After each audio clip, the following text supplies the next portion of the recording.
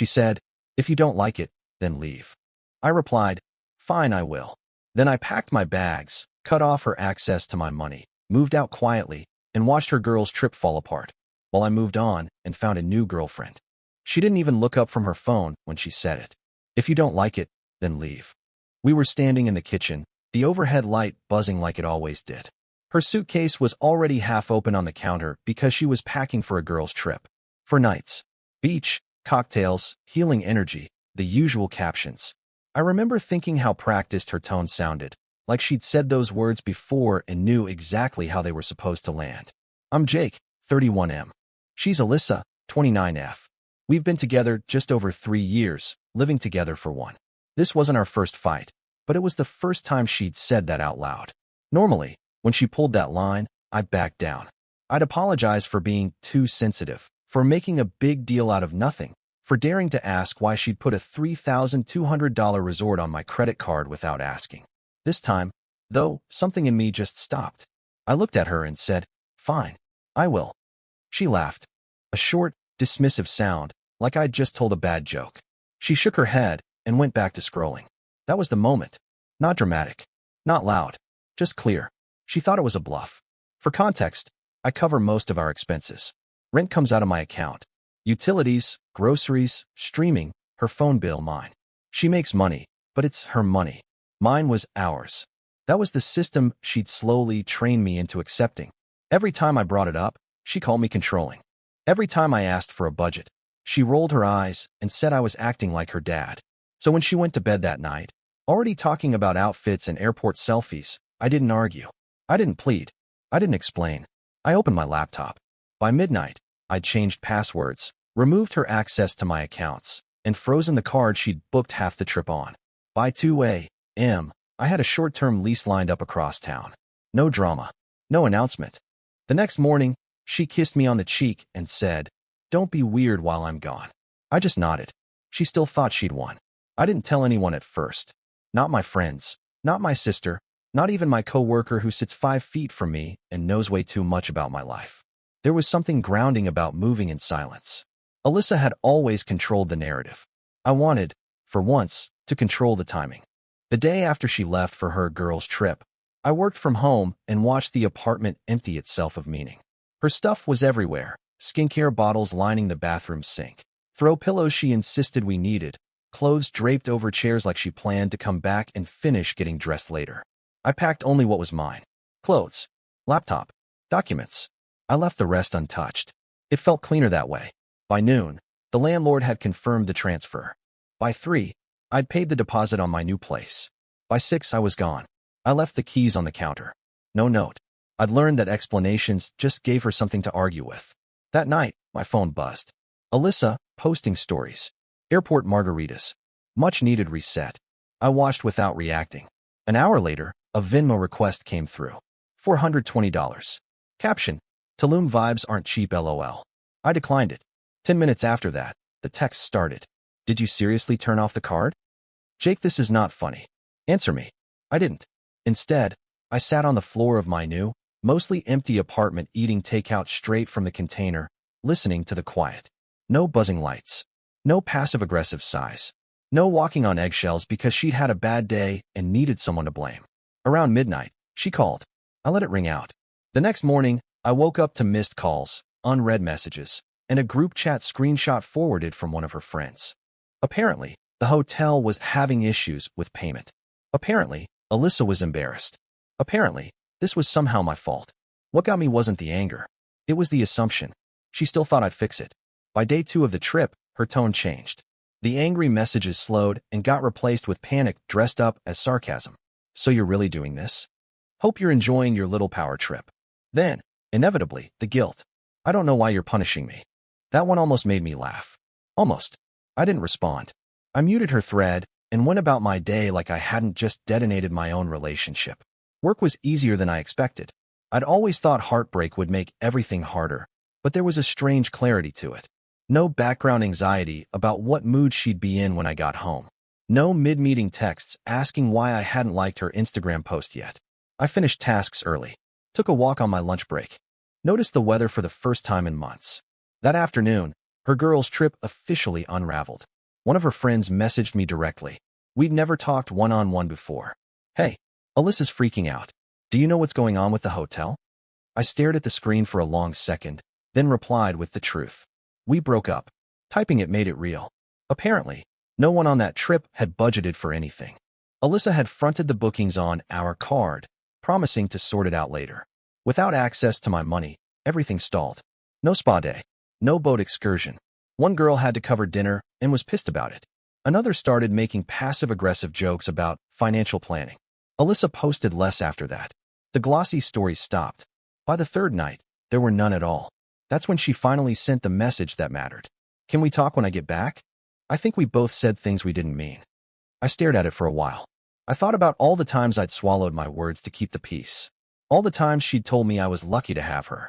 All the times I'd stayed quiet because leaving felt harder than staying. I typed back one sentence. There's nothing left to talk about. I blocked her number after that. Not out of spite. Out of self-respect. The funny thing is, I didn't feel victorious. I felt done. And for the first time, that felt enough. She landed 3 days later. I know because my sister texted me a screenshot from Instagram before I'd even finished my coffee. Alyssa, standing in baggage claim, sunglasses on indoors, captioned, home. Exhausted. Processing. Comments full of hearts, and you okay, babe? Like nothing had happened. An hour after that, she showed up at the apartment. My old apartment. I wasn't there, obviously. But the building has one of those front desk concierges who recognizes everyone. According to him, he emailed me later because I'd already updated my emergency contact. She was confused. Then annoyed. Then loud. She kept saying, he lives here. Like repeating it would make it true again. When she finally got into the unit, the reality hit her all at once. Half the closet empty. My desk gone. The extra monitor missing. No laptop charger on the couch. No shoes by the door except hers. Just space. That's when my phone lit up again. Unknown number. I didn't answer, but the voicemail came through anyway. Her voice was different. Not sharp. Not sarcastic. Small. Jake, this isn't funny anymore. I don't know what you think you're proving, but you're taking this too far. We can talk like adults. You don't just disappear. I listened once, then deleted it. By evening, she'd figured out what mattered most. Not me, my money. She emailed. Subject line, we need to be practical. She wanted access, temporarily, just until she got back on her feet. Rent was due. Her credit card was maxed. The trip had cost more than she expected. She reminded me, very helpfully, that I made more than her and that I always said we were a team. I replied with one sentence. Teams don't give ultimatums. That was it. I blocked the email too. The next weekend, I went on a date. Nothing serious. Coffee, conversation, no history. I didn't talk about Alyssa. Didn't need to. It felt like stretching a muscle I'd forgotten I had. Meanwhile, Alyssa was telling anyone who'd listened that I'd abandoned her. That I'd had some kind of breakdown. That she'd dodged a bullet. Maybe she was right. But for the first time, I wasn't bleeding anymore. The first time I saw her after everything, it was accidental. I was at the grocery store near my new place, standing in the cereal aisle debating between being healthy and being honest, when I heard my name said the way she used to say it when she wanted something. Soft, careful, performative. Jake. I turned before I could stop myself. Alyssa looked smaller. Not physically, just energetically. No makeup. Hair pulled into a messy bun she used to call her "don't perceive me" look. She was holding a basket with exactly 3 things in it. Instant noodles. Energy drinks. A frozen pizza. She smiled like we were running into each other after a normal day. Oh my God, she said, stepping closer. I've been trying to reach you. I know, I said. One word. Neutral. Her smile faltered for half a second. Can we talk? I looked at my card. Then at her. There's nothing to talk about. That's when the edge came back. So that's it, she snapped. You just cut me off like I never mattered? I didn't raise my voice. I didn't sigh. I just said, you told me to leave. She scoffed. You know I didn't mean it like that.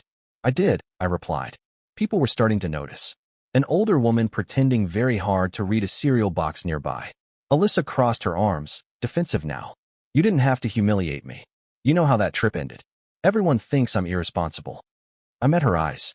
You are. That landed. Hard. She opened her mouth, closed it, then tried again with a different tactic. I'm struggling, Jake. I thought you loved me. I did, I said. Past tense.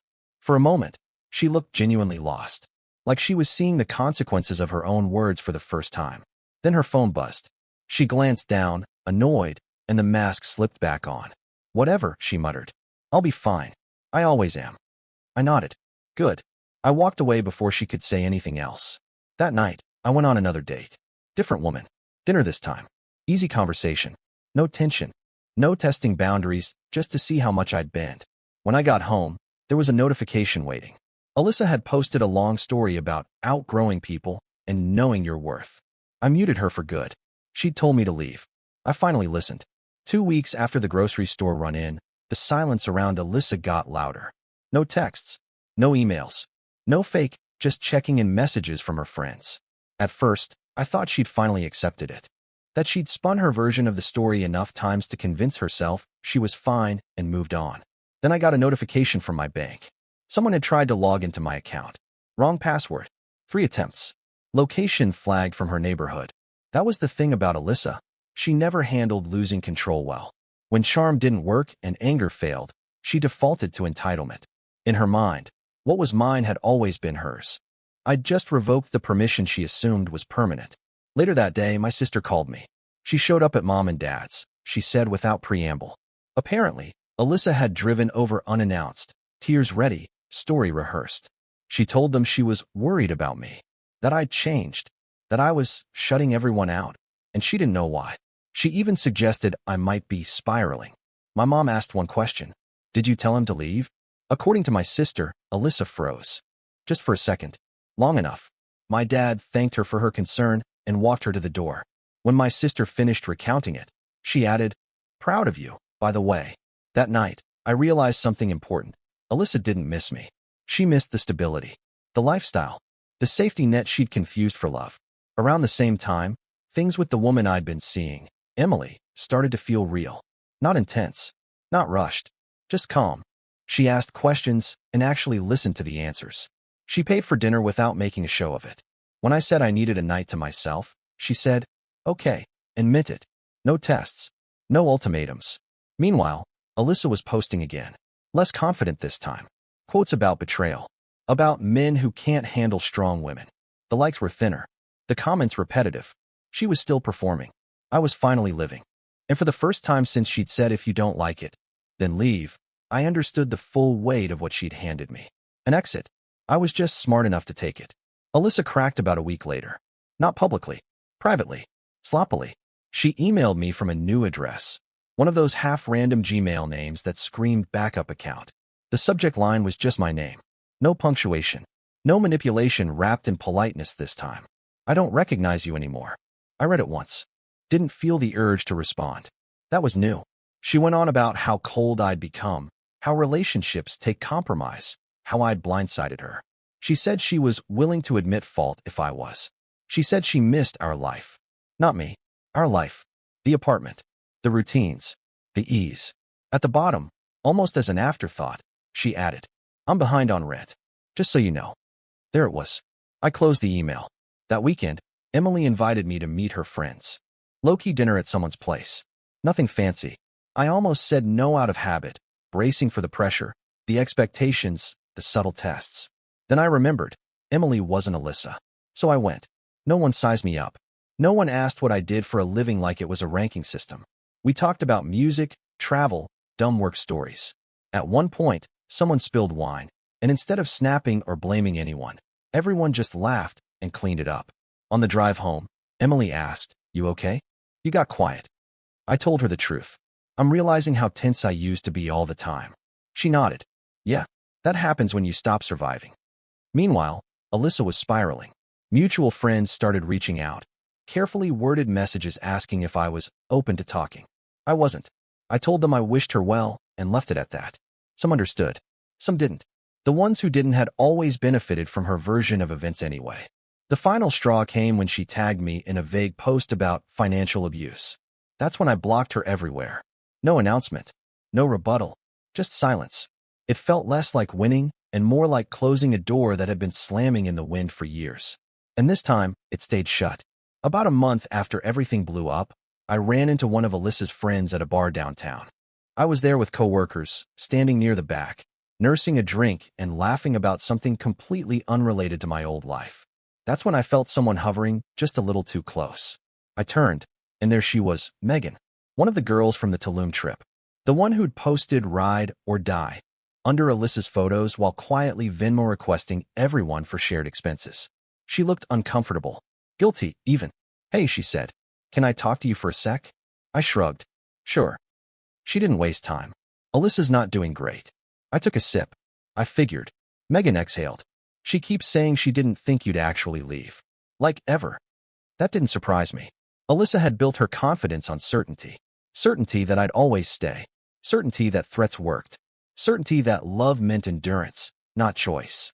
She thought you were just mad, Megan continued. That you'd cool off. She told everyone you'd cave once things got hard for her. I nodded slowly. That sounds right. Megan hesitated. She didn't really have a backup plan. None of us realized how much you were covering until the trip fell apart. She kept saying it was temporary, that you'd fix it. There it was again. Fix it. I didn't feel angry hearing it. Just detached. Like listening to a story about someone I used to know. She's been telling people you changed, Megan said quietly. That you got cold. That money mattered more to you than she did. I met her eyes. She told me to leave. Megan looked down. Yeah, she mentioned that part, eventually. We stood there in awkward silence for a moment. Then she said, for what it's worth, I don't think you're the bad guy. I don't need to be the good one either, I replied. When I walked back to my table, I realized something important. Alyssa's version of events was starting to crack. Not because I defended myself, but because reality doesn't stay buried forever. Later that night, Emily held my hand across the table and said, you look lighter. I was. For the first time, the past felt like something behind me, not something waiting to pull me back. The last thing Alyssa tried was nostalgia. It came in the form of a package left at my door one Tuesday evening. No return address, but I knew immediately. Inside was a shoebox wrapped in the kind of tissue paper she used for sentimental things. Photos, ticket stubs, a hoodie I'd lost 2 winters ago. On top, a folded note in her handwriting. I found these while cleaning. Thought you'd want them. I still don't understand how we got here. I sat on the floor for a long time with that box open in front of me. Not sad, not angry, just observant. It felt like looking through someone else's memories. A couple that existed, sure, but one that only worked because one person kept shrinking to keep it alive. I put the hoodie in the donation pile. The photos back in the box. Then I threw the box away. That same week, Emily officially became my girlfriend. No big speech. No defining the relationship talk that felt like a negotiation. We were cooking dinner together, and she said, so, we're doing this, right? I said yes. That was it. What surprised me most wasn't how easy it felt. It was how quiet my mind was. No background calculation. No bracing for conflict. No wondering if I was about to be punished for having an opinion. Alyssa didn't take the silence well. She tried one last time through a mutual friend, asking if I'd at least tell her why. I told them the truth. She already knew. I didn't know her a better explanation than the one she'd given me herself. If you don't like it, then leave. Those words had finally finished echoing. I realized then that Alyssa hadn't lost me because I was cruel or sudden or cold. She lost me because she was certain I wouldn't go anywhere. And certainty like that kills respect. I went to bed that night, next to someone who didn't see love as leverage. That was the real ending. A few months later, I heard the final update secondhand. Alyssa had moved out of the apartment she couldn't afford alone. She was back at her parents' place, temporarily. The girls' trip group chat had gone quiet. One of the friends stopped talking to her altogether after a money-related blow-up. Another quietly apologized to me over DM for taking sides without knowing the whole story. I didn't respond. Because here's the thing no one tells you when you finally leave. Closure doesn't always come from a conversation. Sometimes it comes from watching someone live with the consequences of the words they were so confident saying. If you don't like it, then leave. She said it because she thought I was trapped. Because I'd always stayed. Because I'd always softened first, paid first, apologized first. She didn't realize that ultimatums only work when the other person is afraid of losing you more than they're afraid of losing themselves. I wasn't anymore. Emily and I moved in together slowly. Intentionally. Separate finances. Clear boundaries. Mutual respect. The boring, healthy stuff Alyssa used to mock. No tests. No threats. No power plays disguised as confidence. One night, months later, Emily asked me, do you ever miss her? I thought about it honestly before answering. No, I said. I miss who I was before I started shrinking. She nodded like she understood exactly what I meant. The irony is, Alyssa got exactly what she asked for. I left. I didn't fight it. I didn't come back. I didn't rescue her from the fallout. And I didn't regret it for a second. Sometimes the strongest thing you can do is take someone at their word and walk away without looking back.